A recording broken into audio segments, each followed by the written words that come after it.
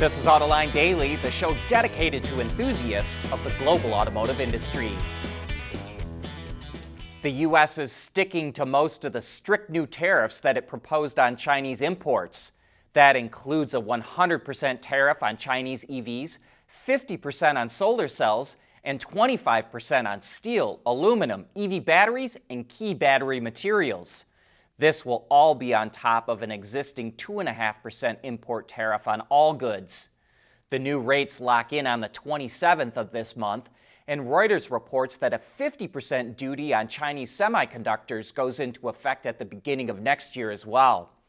China responded to tariff hikes in Europe by imposing its own import increases on certain European goods, so some sort of retaliation against the U.S. is highly likely. But the increase on batteries, battery materials, and semiconductors will also impact most automakers that sell cars in the U.S., since so many of their current and future EVs, including their software, rely on Chinese tech. That's probably part of the reason General Motors is in talks to buy EV batteries produced in the U.S. from CATL Tech.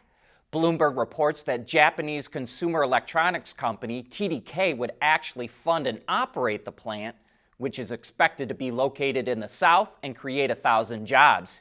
TDK would license the battery tech from CATL to make LFP batteries, and then GM would buy the batteries at a fixed price over a long-term contract, but it wouldn't have a stake in the venture.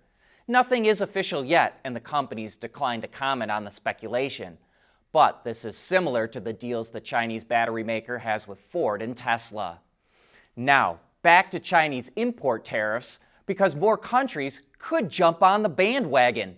There's the US and Europe. Canada looks like it's going to follow a similar path as the US. And now also Russia could impose new Chinese import tariffs. Not too long after Russia's invasion of Ukraine, all Western automakers completely pulled their operations from the country, which crippled Russian auto production and, as a result, sales too. So Russia welcomed Chinese imports with open arms and sales took off. It's hard to find exact numbers, but several brands, including Chery, Geely, and Great Wall, have all sold several hundreds of thousands of vehicles so far this year in Russia. But now that there's no shortage of cars on the market, domestic automakers say it's not competitive for them to produce cars. So, at the beginning of October, it's raising a fee on car imports depending on the size of the engine, and it's also considering a tariff on Chinese imports. It's all about trying to get them to produce vehicles in Russia. And it could work to some degree. BYD opened its first plant in Thailand in July, and according to reports, it's moving ahead with its plant in Turkey, despite warnings from China about, quote, geopolitical risks of overseas investments. But we're more likely to see more of what Chinese automakers have already been doing, expanding. Great Wall just introduced a new hybrid pickup in South Africa that it also plans to sell globally, probably in other strong truck markets like Australia and Mexico. Speaking of Mexico, Neta has signed partnerships to start selling its vehicles in the country before the end of the year. Geely is also launching an electric SUV in Norway, Australia, Thailand, Indonesia, and other markets. The same model has a roughly $16,000 or €14,400 starting price in China, but that will be significantly higher by the time it's shipped. And lastly, SAIC is taking one of its Baojun models, slapping some MG badges on it, and selling it in India. Performance that shines, even in the rain. That's what really matters. Bridgestone Potenza tires, improved grip in wet conditions. As we reported earlier in the week, European automakers could be fined €15 billion next year for missing CO2 targets. That's according to Luca De Meo, the CEO of Renault and the president of the European Automobile Manufacturers Association, or ACEA, a group that represents most automakers in Europe. And now Bloomberg reports that the ACEA is considering lobbying for a 2-year delay of the EU's 2025 emission targets. Next year, vehicle emissions must average 95 grams per kilometer, down from 116 this year. But the ACEA figures automakers would have to cut production by 2 million vehicles just to meet that target. And it says that van manufacturers face fines of 3 billion euros next year as well. In order to meet targets, EV sales need to be in the 20 to 22% range, but they're currently below 15%. So, more time would save money and jobs. Vehicle travel plunged in the U.S. during the COVID pandemic, but now it's higher than before people started locking themselves inside. According to Streetlight Data, a transportation analytics firm, total miles driven in the U.S. increased 12% from 2019 to May of this year. Of the 100 largest metro areas in the country, only 10 saw a decrease in vehicle miles traveled compared to 2019 levels. New York City saw the biggest increase in average daily vehicle miles traveled at nearly 15%. But more cars means congestion is also getting worse. Only 6 metro areas saw a decrease in congestion compared to 2019. GM is expanding its partnership with EVgo to build more public fast chargers across the U.S. The companies will install 400 fast chargers at what they call flagship stations, which will be located near shopping centers and dining spots in busier areas. Each station will feature up to 20 stalls, and it says they'll have plenty of lighting as well as canopies and security cameras. The first location is expected to open next year.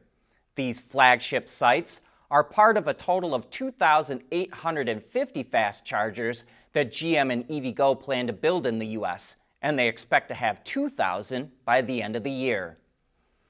Volvo is getting out of the vehicle subscription business in both the U.S. and Europe.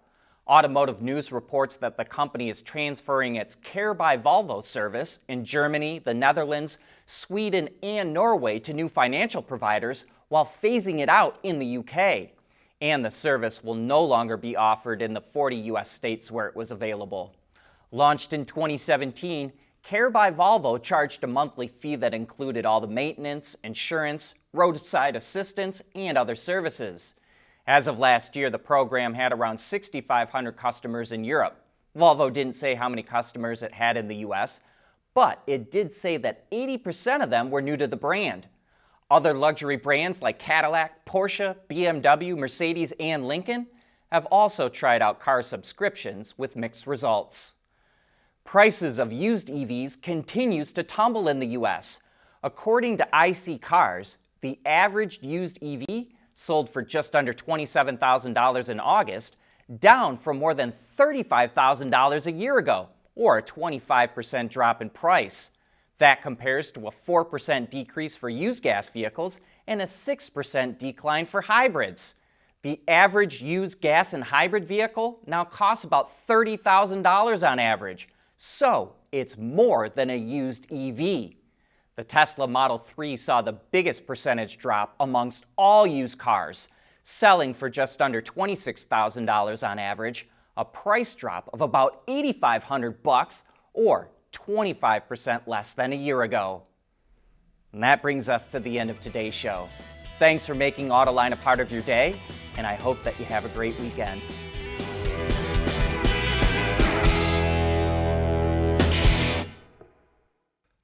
Autoline Daily is brought to you by Bridgestone, solutions for your journey. Intrepid Control Systems, over-the-air engineering boost your game.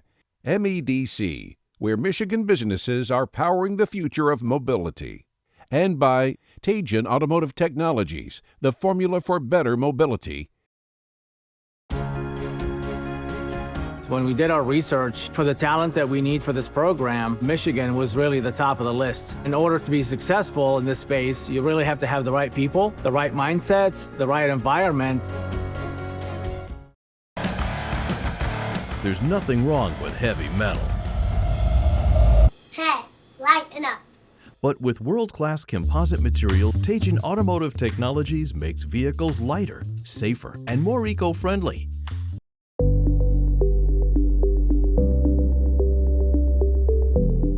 Developing today's vehicles, issues can happen in an instant.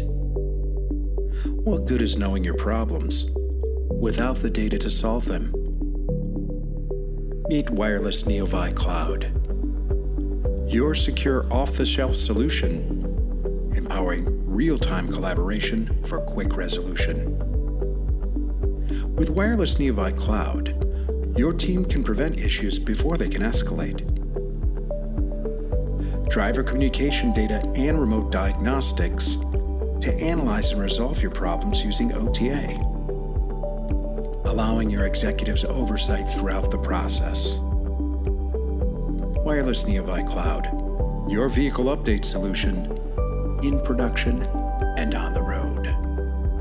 Intrepid Control Systems, driven by your data. Electric vehicle economy. Forget the political noise. EVs mean good American jobs. Tens of thousands of manufacturing jobs. Right here, right now in Michigan. And more on the way with billions in new investment. Want those jobs in China instead? We don't. We're the American EV Jobs Alliance. We say electric vehicles are a big part of the future, and we want those jobs in America. So remember, when politicians bash EVs, America loses. Paid for by the American EV Jobs Alliance. Wards is the industry leader for news, data, and analysis. That's why companies across the globe subscribe to our premium service, maybe even your own. Log in for subscriber access now. Check your company's intranet for details and rely on wardsauto.com to keep you informed.